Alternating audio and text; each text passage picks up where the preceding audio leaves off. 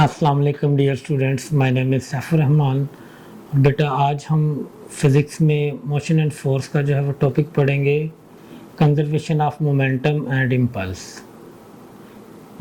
जी बेटा, तो बात स्टार्ट करते हैं मोमेंटम से। तो बेटा मोमेंटम क्या होता है? It is a product of mass and velocity of a body, और इसको हम क्वांटिटी ऑफ मोशन भी कहते हैं। बेटा मोमेंटम को हम लिखते हैं P is equal to M V. ये एक वेक्टर क्वांटिटी है और इसकी वही डायरेक्शन होगी जो डायरेक्शन वेलोसिटी की होगी। ये बेटा मोमेंटम और काइनेटिक एनर्जी का रिलेशन मैंने लिख के दिया आपको, ये पहले हमने प्रूव भी किया हुआ है। P is equal to under root 2m E। बेटा मोमेंटम के जो यूनिट होते हैं वो है किलोग्राम मीटर पर सेकंड, जो कि बराबर है न्यूटन सेकंड के। और याद रखिएगा ये यूनिट भी एग्जाम में पूछे जा चुके हैं, एंटी टेस्ट में ये यूनिट भी पूछे जाते हैं, तो यूनिट्स भी याद करने हैं आपने।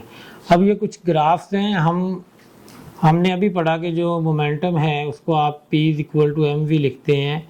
तो अगर हम मैथ को कांस्टेंट मान लें तो मोमेंटम और वेलोसिटी में डायरेक्ट रिलेशनशिप आता है। सो अगर हम ग्राफ ड्रा करें मोमेंटम का और वेलोसिटी का, तो वो एक स्ट्रेट लाइन आएगी। आपको पता है जब दो क्वांटिटी डायरेक्टली प्रोपोर्शनल हो तो उनका ग्राफ स्ट्रेट लाइन होता है। हम डिफरेंट ग्राफ इसके देखते हैं। सेकंड में इसी रिलेशन में P is equal to M V में अगर हम V को कांस्टेंट मान लें तो आप देख सकते हैं कि मोमेंटम जो है वो मास के डायरेक्टली प्रोपोर्शनल है।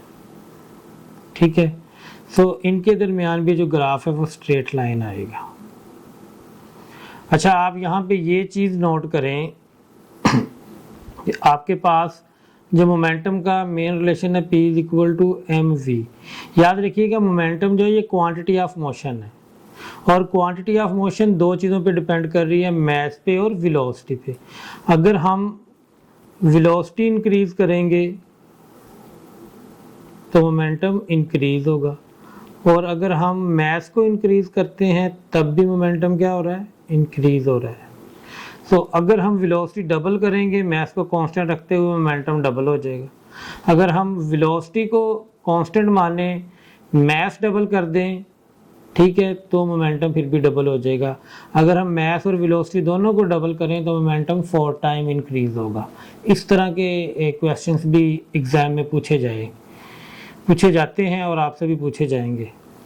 जी, नेक्स्ट ग्राफ हमने एनर्जी और P स्क्वायर में बनाया। आप इस रिलेशन से अगर दोनों तरफ स्क्वायर लें तो P स्क्वायर बराबर आएगा 2me। अगर मैं मास को कांस्टेंट मान लूँ तो P square is directly proportional to E आएगा। आपके पास मोमेंटम का जो स्क्वायर है वो काइनेटिक एनर्जी के डायरेक्टली प्रोपोर्शनल होता है, आपको स्ट्रेट लाइन ग्राफ मिलेगा।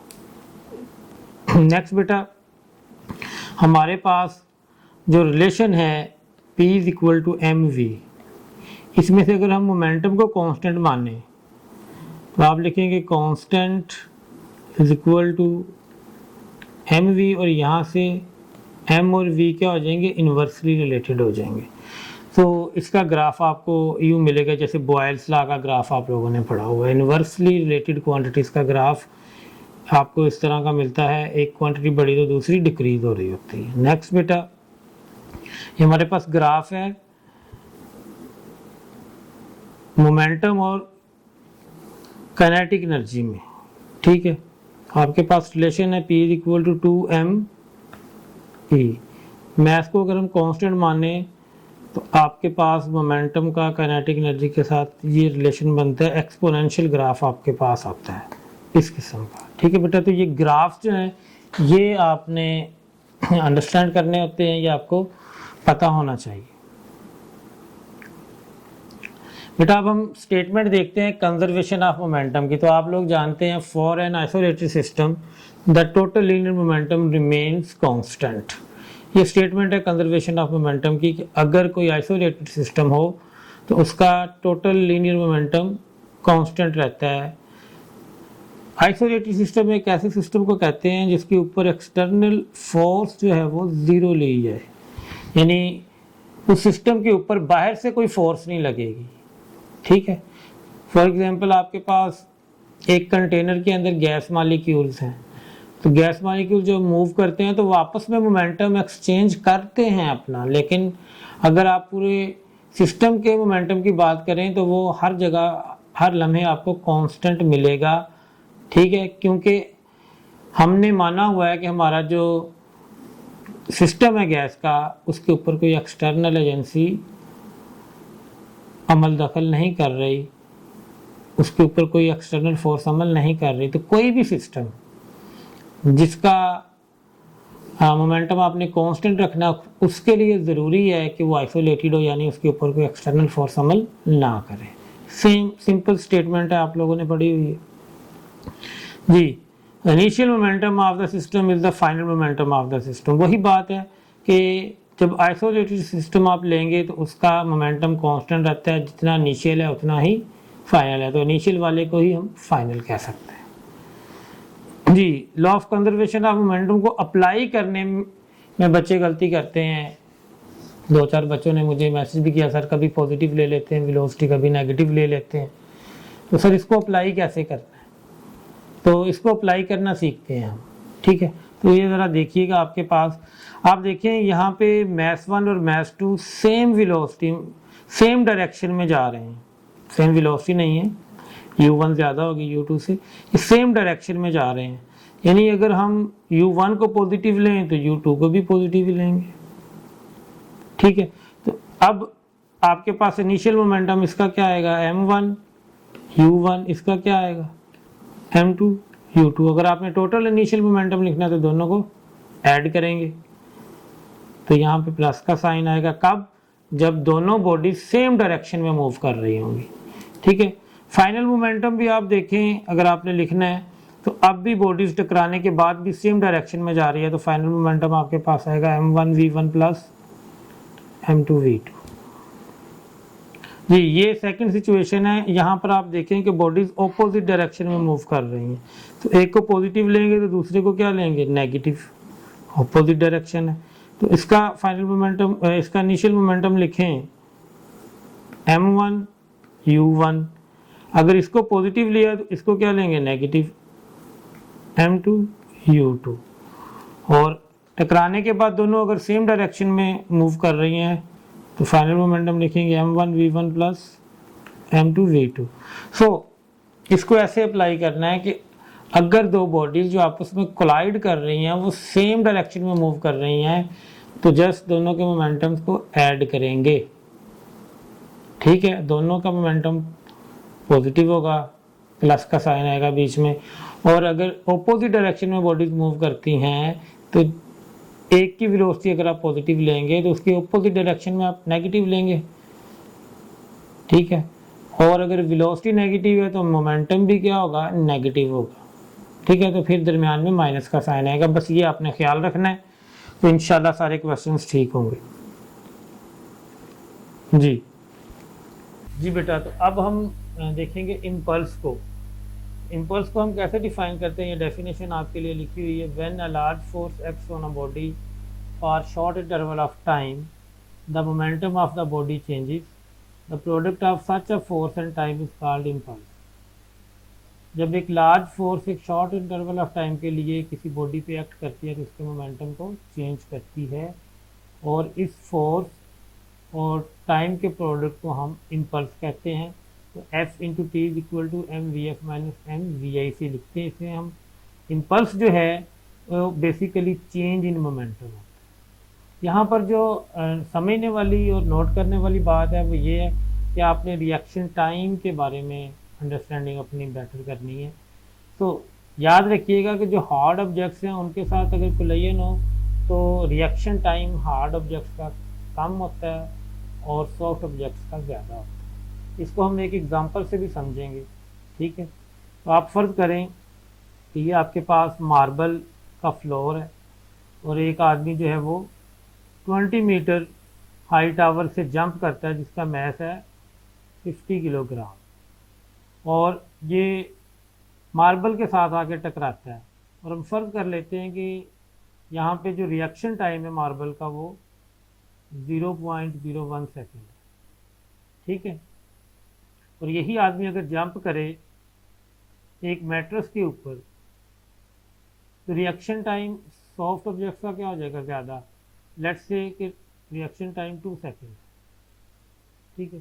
तो आइए देखते हैं किस में जो है वो ज़्यादा चोट लगेगी, किस केस में ज़्यादा खतरा है इस आदमी के लिए, ठीक है। तो आप देखें, आपने पढ़ा हुआ है F is equal to MVF minus MVI over T। तो देखिए इनिशियल वेलोसिटी तो हम 0 ले रहे हैं दोनों केस में। फाइनल वेलोसिटी अगर हमें पता चल जाए तो हम फोर्स निकाल सकते हैं, क्योंकि हमें मैथ भी पता है, टाइम भी पता है, तो फाइनल वेलोसिटी पता होनी चाहिए। फाइनल वेलोसिटी कैसे निकालेंगे, आपको बताया था, जब कोई ऑब्जेक्ट ऊपर से नीचे आता है तो उसकी वेलोसिटी निकालने का फार्मूला होता है स्क्वायर रूट 2gh। कितनी आ रही है वेलोसिटी, जब ये यहाँ पे आके टकराएगा, यहाँ टकराते हुए इसकी वेलोसिटी जो है वो कितनी होगी, ठीक है। 2 इंटू 10 इंटू 20 करें, सॉल्व करें, आपके पास 20 मीटर पर सेकंड वेलोसिटी आ गई। इनिशियल वेलोसिटी 0 है तो ये फैक्टर तो ख़त्म हो जाएगा। हम इसको लिख सकते हैं F is equal to MVF over T। तो आप देखें मैथ कितना है 50, वेलोसिटी कितनी है 20, टाइम कितना है 0.01। तो ये आप 50 को 20 से मल्टीप्लाई करें तो आपके पास 1000 आएगा। 1000 डिवाइडेड बाई 0.01 करें, 2 जीरो ऊपर और आ जाएंगे, तो आपके पास फोर्स देखें कितनी ज़्यादा है, 1 लाख न्यूटन फोर्स लगेगी इसको जी। और अगर यही आदमी मैट्रेस के ऊपर एक सॉफ्ट चीज़ के ऊपर जंप करता है तो रिएक्शन टाइम ज़्यादा होने की वजह से देखते हैं फोर्स तो क्या असर होता है। तो आप लिखें MVF over T। F is equal to M कितना है 50, स्पीड वही है और टाइम कितना लगा 2, ठीक है। तो ये आपके पास 2 को इसके साथ कैंसिल करें, 10 आ गया, 10 इंटू 50 500 न्यूटन। देखिए अब कितनी कम फोर्स लगी। तो अगर ये एक हार्ड सरफेस के ऊपर जंप करता है तो जब ये नीचे आके टकराएगा इसकी डेथ हो जाएगी, इसके ऊपर इतनी ज़्यादा फोर्स लगी है। और यहाँ पे इसके बचने के चांसेस हैं कि ये आराम से जंप करके उठ जाएगा, ठीक है। यहाँ आप कह रहे हैं कि चोट कम लगेगी। तो रिएक्शन टाइम को आपने कंसीडर करना है, रिएक्शन टाइम को आपने समझना है, ठीक है। हम देखें एक फुटबॉल को किक करते हैं हमें कम चोट लगती है, और अगर हम उतने ज़ोर से एक पत्थर को हिट करते हैं तो हमें बहुत ज़्यादा जो है ना वो चोट लगती है। उसकी वजह क्या है कि पत्थर जो है वो हार्ड है, उसका रिएक्शन टाइम कम है, तो फोर्स ज़्यादा लगेगी। फुटबॉल जो है वो सॉफ्ट है, रिएक्शन टाइम ज़्यादा होने की वजह से कम फोर्स लगती है हमारे ऊपर, हमें चोट कम लगती है जी बेटा। अब हम कुछ क्वेश्चंस करते हैं। क्वेश्चन नंबर 1 है product of large force and very small interval of time is. तो बेटा ये डेफिनेशन है, इसकी डेफिनेशन है इम्पल्स की, अभी हम पढ़ के हैं, इसका आंसर अल्फा है। नेक्स्ट क्वेश्चन है बेटा हमारे पास a shell of mass m moving with velocity v suddenly breaks into 2 pieces. The part having mass m/4 remains stationary. तो एक शेल है वो 2 हिस्सों में ब्रेक हो रहा है, उसका वो पीस जिसका मास m/4 है वो स्टेशनरी रहता है, ठीक है। The velocity of the other part will be, उसके दूसरे पार्ट की वेलोसिटी कितनी होगी। तो यहाँ पे आप law of conservation of momentum apply करेंगे। Initial momentum of the system should be equal to final momentum of the system. Initial momentum क्या है, मास m है, वेलोसिटी v है, तो क्या आ जाएगा mv। फाइनल मोमेंटम में आपके पास 2 टुकड़े हैं, एक टुकड़ा है m/4 का, इसकी वेलोसिटी 0 है क्योंकि ये स्टेशनरी है। दूसरे टुकड़े की वेलोसिटी आपने फाइंड करनी है, उसका मास कितना है। अब जब m मास ब्रेक हुआ है तो इस 2 हिस्सों में हुआ है, एक के पास मैस m/4 है तो दूसरे के पास कितना गया होगा वो आप निकाल लें। m2 कितना आता है आपके पास आएगा m माइनस m/4, तो ये 3m/4 आ जाएगा। ठीक है, इसका मैथ कितना है 3m/4। ये टर्म तो जीरो हो गई, इसे छोड़ दें। M V is equal to 3m/4 into V prime. ये वो वेलोसिटी जो आपने मालूम करनी है। एम एम के साथ कैंसिल हो गया तो वी प्राइम को अलग कर लेंगे, आ जाएगा 4v/3। तो ये वेलोसिटी होगी 4v/3, यानी डेल्टा ऑप्शन आना चाहिए। नेक्स्ट क्वेश्चन है बेटा, two railway trucks of masses m and 3m move toward each other. Toward each other मतलब ऑपोजिट डायरेक्शन में मूव कर रहे हैं। अगर आप एक की वेलोसिटी को पॉजिटिव लेंगे तो आपको दूसरे की वेलोसिटी क्या लेनी होगी, नेगेटिव लेनी होगी। ठीक है, आगे लिखा भी हुआ है in opposite direction with velocity 2v and v respectively, यानी m की 2v है और 3m की v है। These trucks collide and stick together, ये आपस में टकराते हैं और स्टिक टूगेदर हो जाते हैं। इन इलास्टिक कोलिजन आ गया ना आपके पास, perfectly inelastic collision. Collision का टॉपिक देखिएगा, इस पर मैंने ये चीज़ें बहुत ज़्यादा डिटेल में एक्सप्लेन की। तो इसको अगर दो बॉडीज आपस में टकराएं और स्टिक टूगेदर हो जाएं तो ऐसे कोलिजन को हम बोलते हैं परफेक्टली इन इलास्टिक कोलिजन।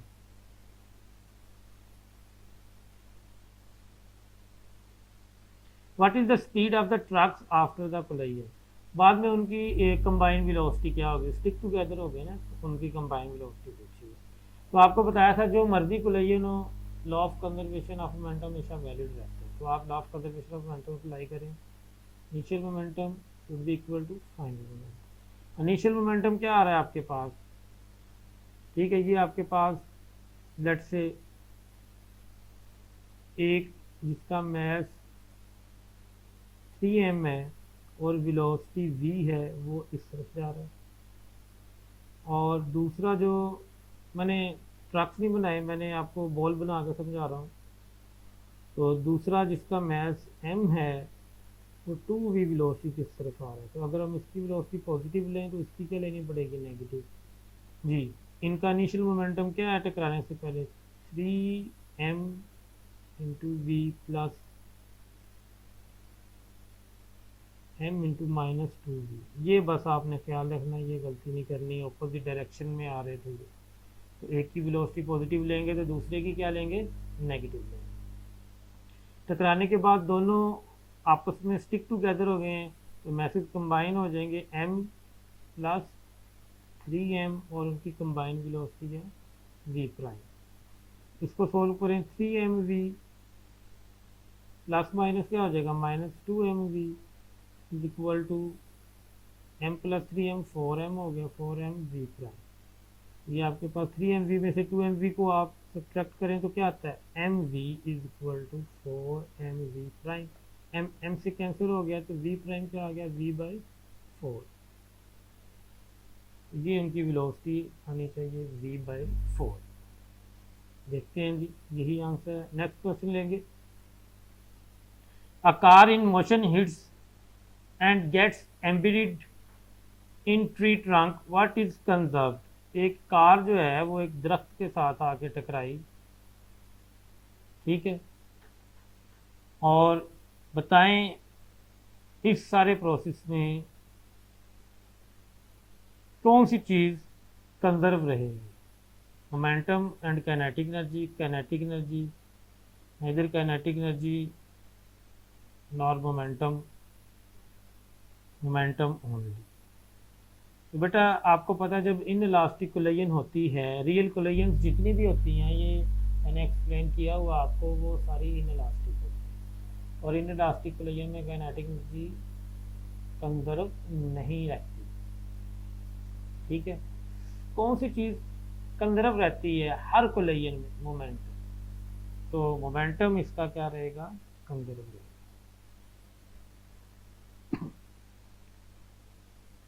आसान सा क्वेश्चन है, a rifle of mass m is initially at rest but free to recoil.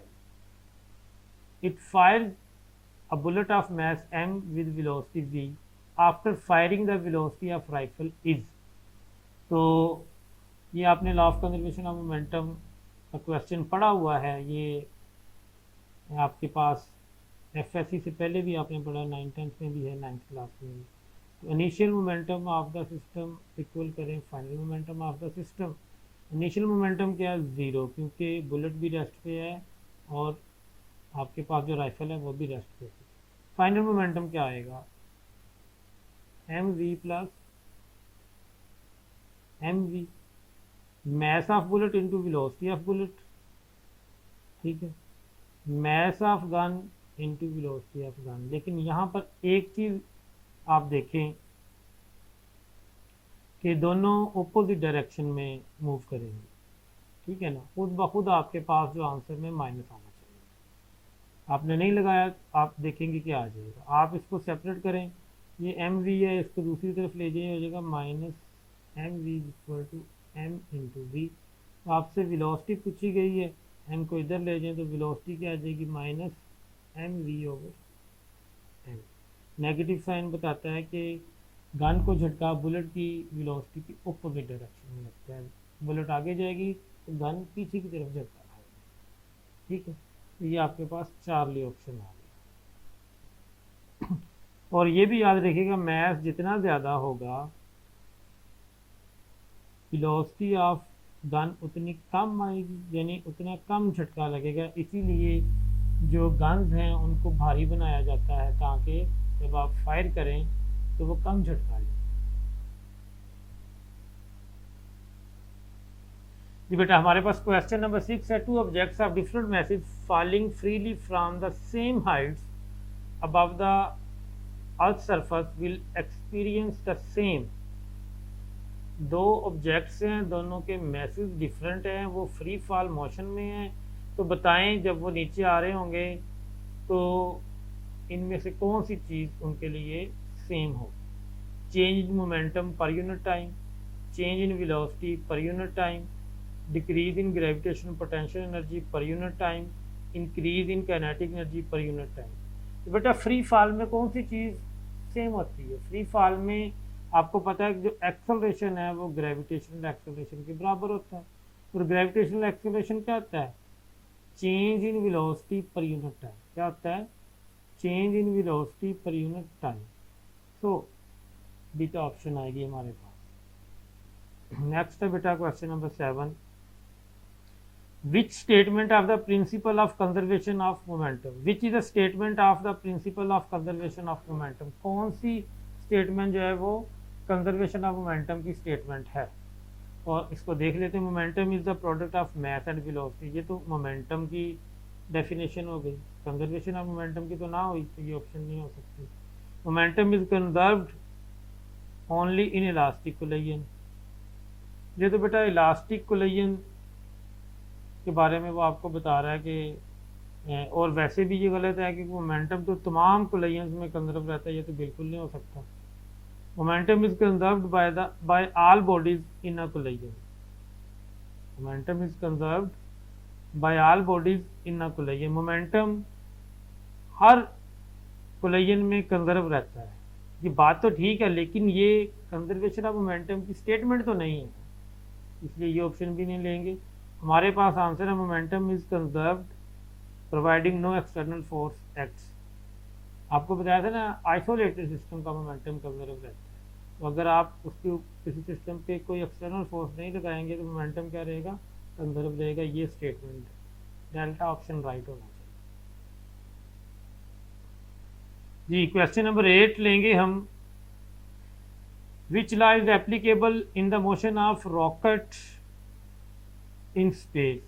ये दिए गए लॉज में से कौन सा एप्लीकेबल होगा जी रॉकेट की मोशन के लिए? Conservation of mass, conservation of energy, conservation of angular momentum, conservation of linear momentum. तो ये आपने पढ़ा हुआ है कि कंजर्वेशन ऑफ लीनियर मोमेंटम की एग्जांपल है, क्योंकि फ्यूल जब बर्न होकर गैसेज की फॉर्म में नीचे निकलता है तो जितना मोमेंटम डाउनवर्ड डायरेक्शन में गैसेज को मिलता है उतना ही अपवर्ड डायरेक्शन में रॉकेट को मिलता है। तो it works on the principle of conservation of linear momentum. It is also example of Newton's third law, ये भी हमने पढ़ा हुआ है, ठीक है। नेक्स्ट है बेटा हमारे पास question, the product of force and time. जी, फोर्स और टाइम के प्रोडक्ट को क्या कहते हैं? इम्पल्स कहते हैं। इम्पल्स किसको कहते हैं? चेंज इन मोमेंटम को कहते हैं। तो आंसर आएगा चार्ली। बहुत आसान क्वेश्चन था। नेक्स्ट है जी, a force of 100 newton acts on a body for 4 seconds, what will be the change in momentum. आपने चेंज इन मोमेंटम निकालना है, इसका चेंज इन मोमेंटम। तो आपके पास formula F is equal to delta P over delta T, ये आपने निकालना है। डेल्टा टी को इधर ले जाएं, एक्स इंटू डेल्टा टी करें, ये आपके पास डेल्टा पी आ गया। 100 इंटू 4 करें तो आपके पास डेल्टा पी 400 आ रहा है। 400 न्यूटन सेकेंड जो है वो change in momentum. Next question है, when the speed of body is double its momentum becomes। तो बेटा आपको बताया था, हमने पढ़ा भी है कि अगर आप वेलोसिटी डबल करेंगे तो मोमेंटम भी क्या हो जाएगा? डबल हो जाएगा, क्योंकि आप मैथ को तो कांस्टेंट ले रहे हैं। नेक्स्ट है बेटा आपके पास, in order to change the momentum of an object there must be. Momentum change करने के लिए किसको आना ज़रूरी है जी? तो आप फार्मूला लिखें जी, delta P over delta T. तो फोर्स का होना ज़रूरी है जी। अब जब तक आप फोर्स नहीं अप्लाई करेंगे मोमेंटम चेंज नहीं हो सकता।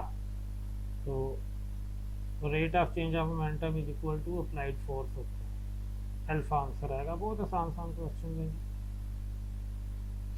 अब हमारे पास क्वेश्चन है जी, the rate of change of momentum of a body falling freely under gravity is equal to its. जी, अगर एक बॉडी फ्री फॉल मोशन में है तो उसका rate of change of momentum क्या होगा? तो rate of change of momentum होता क्या बेटा? फोर्स होती है बेटा। फोर्स को आप वेट की फॉर्म में लिख सकते हैं, ठीक है। तो फ्रीली फॉलिंग बॉडी अपने वेट की वजह से नीचे आ रही है, ठीक है। तो उसमें जो rate of change of momentum है वो उसके वेट के इक्वल होगा। तो डेल्टा ऑप्शन आना चाहिए हमारे पास। अब force, a 2 newton force acts on a match, force कितनी दी गई है? 2 newton. If the momentum of the match changes by 120 kilogram metre per second, अगर उसका change in momentum 120 kilogram metre per second हो, and the force act for a time of, बताएं कितने time के लिए फोर्स ने इस पर एक्ट किया। सिंपल क्वेश्चन है, F is equal to delta P over delta T. Delta T को इधर ले जाएं, एफ को इधर ले आए, डेल्टा टी क्या आ जाएगा? Delta P over, delta P कितना है? 120, एफ कितना है? 2 जी। तो ये आप कैंसिल करें, आपके पास 60 आंसर आएगा, 60 सेकेंड्स, ठीक है बेटा। तो ये कुछ सिंपल से क्वेश्चंस थे कंजर्वेशन ऑफ मोमेंटम के बारे में और इम्पल्स के बारे में, ठीक है। और इसमें से सिंपल क्वेश्चंस ही बनते हैं। इन्हीं क्वेश्चंस को आप रिपीट करें, प्रैक्टिस करें, इनसे मिलते जुलते क्वेश्चंस ही एग्ज़ाम में आते हैं, बार बार आ रहे हैं। तो आपने इनको बहुत आसान समझ के नहीं छोड़ देना, ठीक है। वो ना हो कि एक आसान सा क्वेश्चन जो है वो आप वहाँ पे छोड़ें, ठीक है बेटा। तो ये आज हमने कंजर्वेशन ऑफ मोमेंटम और इम्पल्स का जो टॉपिक है वो पढ़ा है। तो आप जो है वो, जिन बच्चों ने ऐप पे साइन इन कर लिया है, वो जो है वो रूटीन के साथ जो स्केड्यूल आपको प्रोवाइड किया गया उसके अकॉर्डिंग जो है वो लेक्चर्स भी लें, असाइनमेंट सॉल्व करें और टेस्ट दें। और जो है वो जिन बच्चों का कोई प्रॉब्लम है तो वो हमारी एडमिन से रब्ता करें, लिंक में एडमिन का नंबर दिया गया है, ठीक है। किसी किस्म का कोई इशू हो तो आप रब्ता कर सकते हैं और अपनी फीडबैक कीजिए ऐप के बारे में। इंशाल्लाह जो है वो आपकी तैयारी जो है वो बहुत अच्छी होगी। ओके देन, अल्लाह हाफ़िज़।